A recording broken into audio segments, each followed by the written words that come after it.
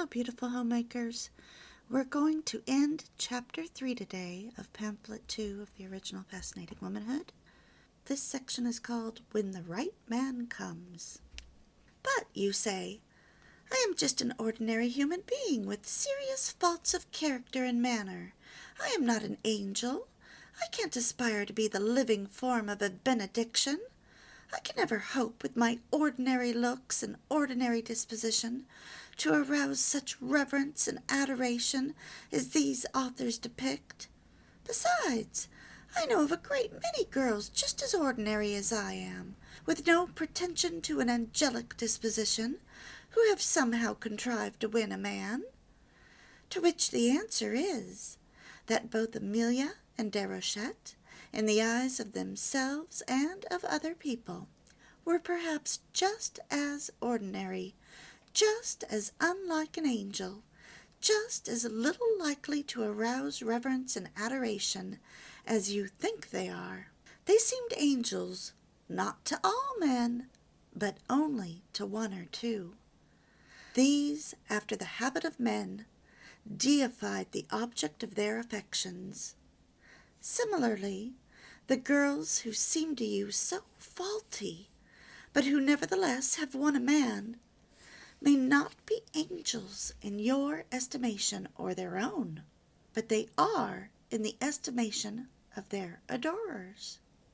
Men seem to seek out in the object of their affections the spark of divinity inherent in every human being, because we're made in God's image. Once having found that spark, they seem blind to 1,000 faults. When the right man comes along, you will find that you too have a spark of divinity, that you too have something angelic in your nature, and that in your case also the man will be blind or indifferent to obvious and serious defects. The sweet promise. But are you in fact as far from being an angel as you think you are? You may not have done anything in the past which deserves particular reverence, but how do you know what you will do in the future? How do you know that your character, if were put to a serious test, wouldn't prove as worthy of worship and reverence as that of any woman living? Look at the millions of ordinary girls who become extraordinary mothers. Here is an apparently insignificant chit without a thought of benevolence or philanthropy in her head, who is suddenly left a widow with 2 children to support. People wondered when she married what her husband saw in her. Now it comes out. That little girl, who has hitherto appeared so ordinary, sets out single-handed to battle against odds that would make the strongest man flinch. She slaves and struggles, she dares and she suffers, in her efforts to provide for her 2 orphans. When defeat stares her in the face, she does not even whimper, but taking her lot as a matter of course, grimly clenches her teeth and braves the struggle again. No matter what pain she suffers from overwork, she has always a smile of comfort for the childish fears of her little ones. No matter how weary she is always ready to forget her own weariness at the slightest hint of danger to one of her charges. Seek out the widows in this world if you want to find real heroes. There are angels among them that can compare with any angel in heaven. It is the possibility of such sacrifice, such self-denial, such devotion and bravery, that men revere and adore in women. This possibility is the sweet promise of which Ruskin speaks. Isn't it worthy of reverence? Certainly it is.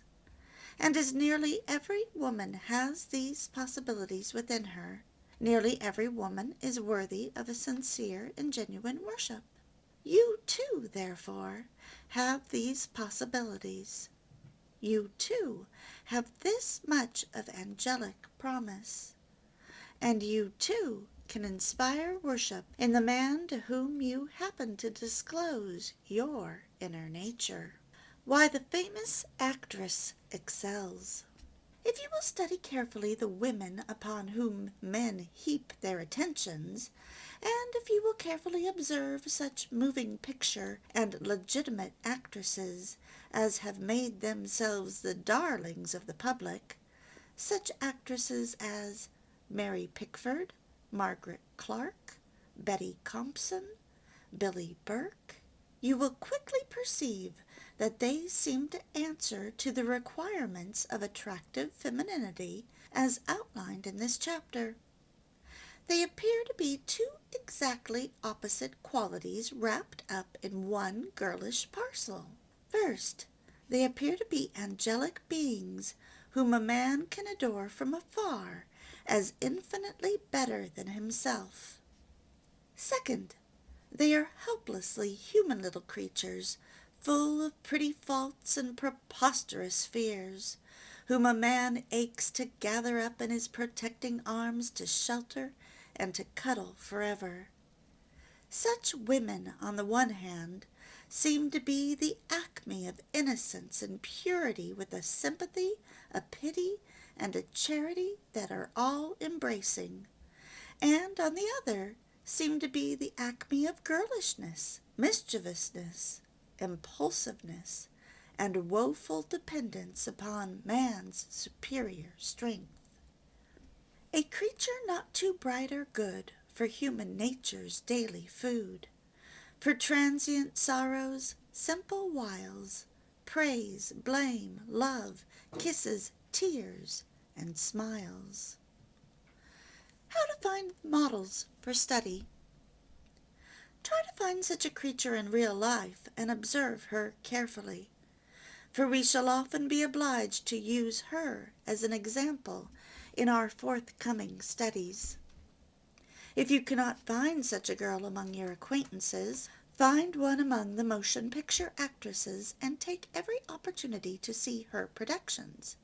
It may prove advisable to sit through the same picture 3 or 4 times in order that you may learn the tricks of manner by which she succeeds in creating her impression of angelic womanliness or of mischievous childlikeness. Remember, however, that there are many motion picture stars who do not well fulfill a man's conception of femininity, and that it is just such stars that they may seem the most attractive to you, because your viewpoint is different from a man's. Be sure, therefore, before you take any of them as a model of femininity, that she is such a model from man's point of view. Find out before going ahead if the men of your acquaintance consider her exceptionally attractive. If they do, then you have found in this model matter for study that is better than 100 textbooks. We shall now assume that you have found such a winsome woman, a combination of Amelia and Déruchette, a living expression of the qualities we have emphasized in this chapter. As we do not know her name, but as we shall wish to refer to her often in our studies, we shall from now on call this creature Angela Human. Whenever we speak of Angela Human, therefore, you will know that we are referring to this woman whom you have picked out as a model of femininity, whether she is your sister, your neighbor, or a motion picture star. The first name, Angela, is to remind you of the spiritual side of her, which wins a man's adoration. The last name, Human, is to remind you of the helplessly frail and tender side of her, which appeals to what he considers his superior strength. Angela he worships. Human he wants to cuddle and protect forever. And Angela Human combined, he simply loves to distraction. And a stranger, when he sees her, in the street even, smileth stilly, just as you would at a lily, and all voices that address her soften, sleeken every word, as if speaking to a bird, and all fancies yearn to cover the hard earth whereon she passes with the thymy-scented grasses, and all hearts do pray, God love her. In the 1935 edition of Fascinating Womanhood, they update the actress list to be Mary Pickford, Jean Harlow, Miriam Hopkins, and Patricia Ellis. Remember that the original list was Mary Pickford, Marguerite Clark, Betty Compson, Compson, and Billie Burke. Now I know that Marilyn Monroe studied Jean Harlow, and of course Marilyn is probably the person that we best know today who exhibits both sides of Angela Human. Of course, as we know, men absolutely adored her, and the woman that studied Marilyn was Jane Mansfield. And you can probably watch Jane Mansfield's funniest and most famous movie, which was called The Girl Can't Help It, for free online if you look hard enough. I thought it was hilarious, well worth watching. In this particular movie, Jane also exhibits many of the characteristics of a fascinating woman. Not all, but at first you think she's dumb, but by the end you'll find out that she's not. Other movies that have been recommended that contains a woman with Angela Human traits is Janet Leigh in Holiday Affair. I have not seen that. You'll notice, though, in it, Robert Mitchum buys her lunch and orders for her, which is a very masculine move that women do not like anymore. However, if a man asks you what you want to eat and you tell him, and then he orders for you, that is a very masculine move that most women appreciate, or should I say that most fascinating women appreciate, because it shows that he's going to be a leader. Apparently, Katharine Hepburn, who very rarely exhibits both sides of Angela Human, in the movie Little Minister, she has a teasing playfulness, a pout, a glance, and a smile that does exemplify some of the things that Fascinating Womanhood suggests. In David Copperfield, Dora and Agnes show the two different sides of the Angela Human traits. And in It's a Wonderful Life, the dating and marriage proposal scenes, she is very much employing the Fascinating Womanhood traits.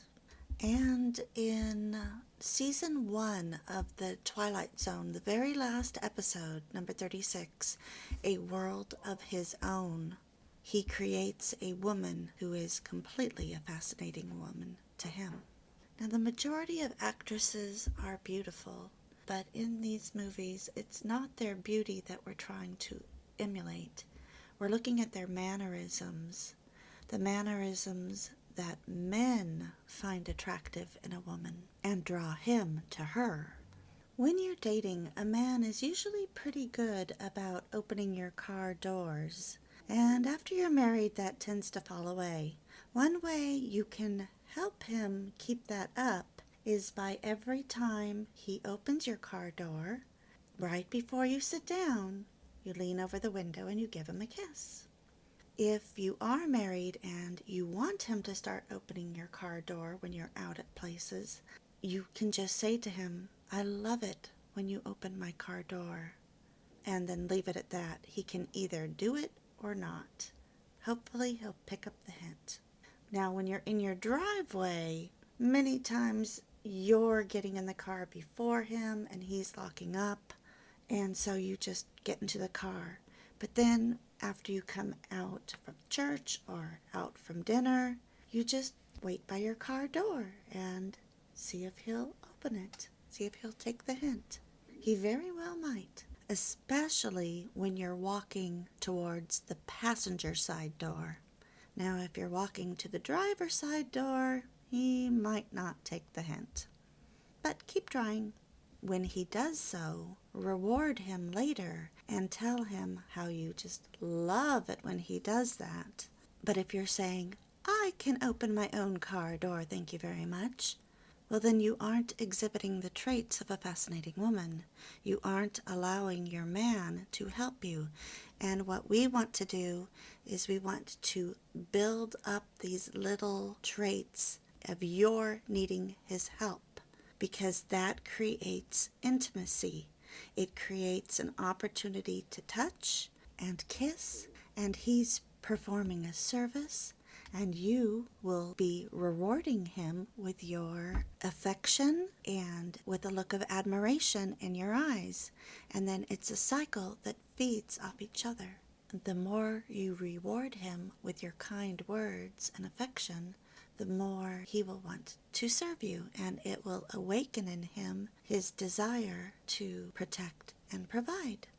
You will become an adored woman, and he will thrive under your respect. It truly is little things that make a huge difference in your relationship. Another thing to mention is don't belittle yourself to a man that admires you, because if you're constantly belittling yourself, you're actually insulting his judgment. He picked you out, and if you admit that you aren't as perfect as he thought you were, then he's going to see you through a different lens. He'll find out about your imperfections soon enough.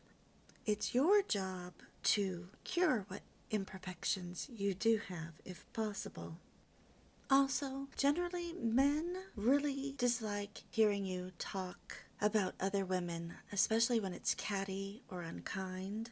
In fact, if another woman is a rival, you've all seen this in the movies, and you are talking nasty about her, what you actually end up doing is arousing his protective instincts on the other girl's behalf. So it's much better to just have all of your words be kind. If you can't be kind, then as your mother taught you, don't say anything at all. And one more thing, realize that the more control you give to your husband once you're married, the more he will pamper you. We have covered so much in this video that I want to kind of sum it up. When the right man comes has to do with the adoring man seeming blind to 1,000 faults in his woman once he has seen the side of her that is fascinating.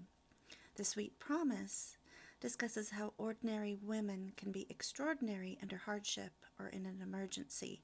It speaks to the capableness of women under adversity. The short passage we talked about was about widows. But generally speaking, fascinating women rely on their man, but the Sweet Promise is that when he isn't there, she's able to take care of things herself, such as wives running the household when her husband is deployed. The trick is, of course, to hand things back over to him when he is there. And that's where many women fail. And then they go from lovers to mothers.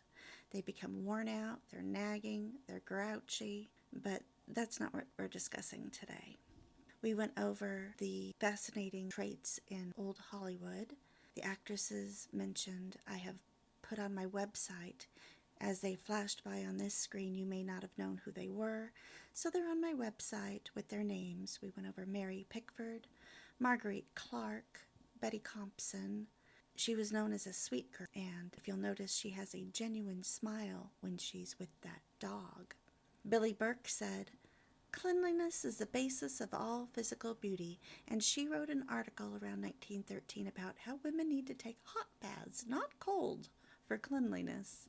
Then in 1935, the updated list was Mary Pickford again, Jean Harlow, and I wanted to show you a lot of pictures of her to demonstrate the importance of not over-plucking your eyebrows, because if you pluck too much when you're young, they may not grow back, and natural is so much better than drawn on or too heavy. Also notice Harlow's wandering mole and her beautiful smile when she is posed with animals again, a true smile. Miriam Hopkins was also known for her smoking, which is why I put in a picture of her smoking, and that is a very unfascinating trait. Patricia Ellis, I had never heard of her. And then I mentioned Marilyn Monroe. Her mole didn't wander around, so I'm thinking it was real. And in almost every picture I looked at of Marilyn, she was smiling and joyful, and this was her most endearing trait. And, by the way, Marilyn did not kill herself. No pills were found in her stomach, and she had just signed a major deal, getting everything she wanted. And people don't kill themselves when they're happy. Jane Mansfield, I included a lot of pictures from the movie The Girl Can't Help It. All she wants to be is a housewife. But her mob boss boyfriend, who is not pictured, wants her to be a star. How will she escape him and marry the man of her dreams?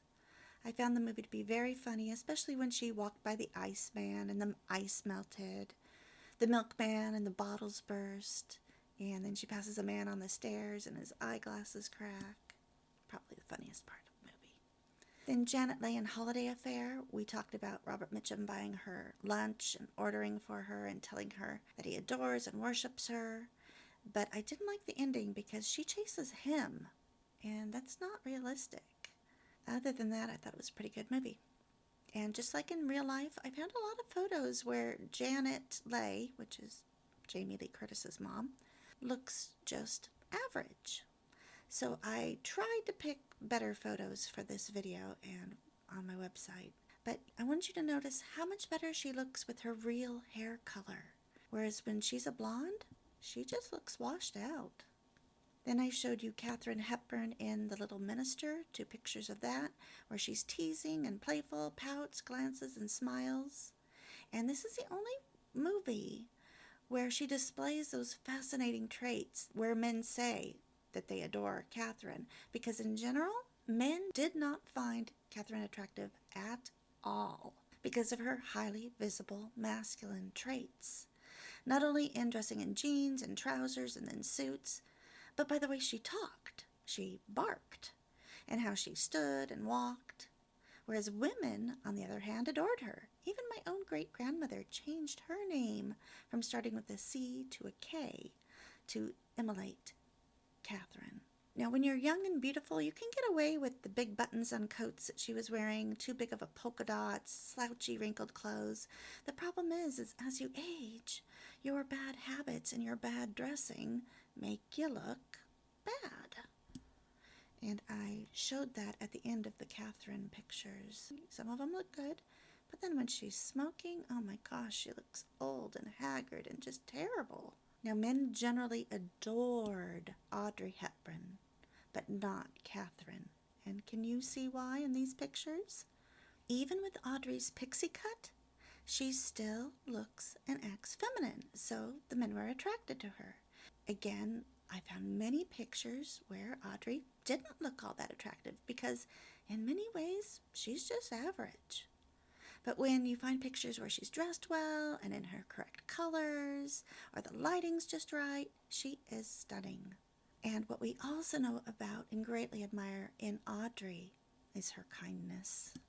And then I show 2 pictures from David Copperfield, one of Dora, the beautiful Dora, and then his true love, Agnes, who isn't as beautiful in the novel, but is a true fascinating woman. Then in A Wonderful Life, I show the date and proposal scenes, 4 pictures, and in A World of His Own, in the Twilight Zone, where the man replaces his condescending, intolerable wife with a new one from his own imagination. And of course, she is a fascinating woman. So I know it's very easy to think we're just talking about beauty by my showing these pictures, but the chapter is about fascinating traits, not beauty. And if you take a closer look, you'll notice that many of these women were just average and that used a lot of makeup, foundational undergarments, and the right colors to improve their looks. Also notice how their looks changed depending on the color of their hair. platinum blonde was idealized, but really, it was not the best color on any of those women. Another thing I noticed when choosing the pictures is that almost all of these women were in movies that were not edifying, and in learning about their actual lives, most of them were tragic. And then I also included the meme when a man opens a car door for his wife. It's either a new car or a new wife, and you need to become that new wife if you're having troubles in your marriage. Remember not to belittle yourself, and don't complain about other women. Be kind. May God bless you as you find a godly role model to emulate, and not an actress.